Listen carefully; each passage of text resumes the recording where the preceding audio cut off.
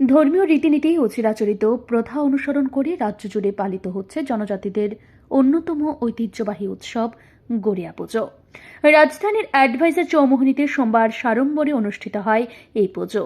জনজাতিদের কৃষ্টি ও সংস্কৃতি অনুযায়ী আয়োজন করা হয় বাবা গড়িয়ার পুজো, যেখানে অংশ নেন বিভিন্ন জাতিগোষ্ঠীর মানুষ। মূলত জনজাতিদের ধর্মীয় উৎসব হলেও এই পুজো এবং তার সঙ্গে যুক্ত মেলাতে অংশগ্রহণ করেন অন্যান্য ধর্ম ও সম্প্রদায়ের মানুষজনও। উৎসবের আনন্দে সামিল হয়ে সকলে মেতে ওঠেন মিলন মেলায়।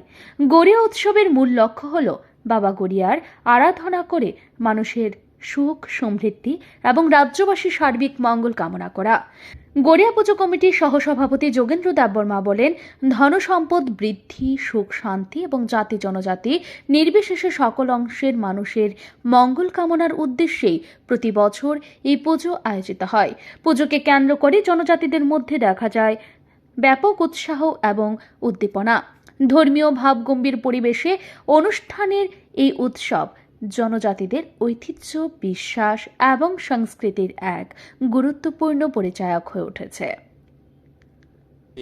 আপনাকে এবং সমগ্র রাজ্যবাসীকে আমাদের কেবিসি তথা কৃষ্ণনগর বয়েজ ক্লাবের পক্ষ থেকে যে গড়িয়া পূজার বাবা গড়িয়া পূজার আন্তরিক অভিনন্দন প্রণাম জানাই। তো আছে গড়িয়া পূজা হলো আমরা প্রতি বছরই প্রায় ৬-৭ বছর ধরে আমরা এখানে করতেছি।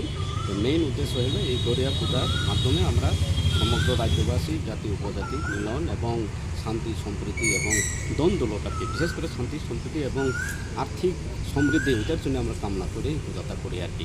নর্মালি আমরা এই গড়িয়া পূজার আগে আমাদের যে প্রাসার জাতিরা কোনো পূজাই করে না, প্রথমেই পূজা এরপরে অন্য পূজা করি আর কি।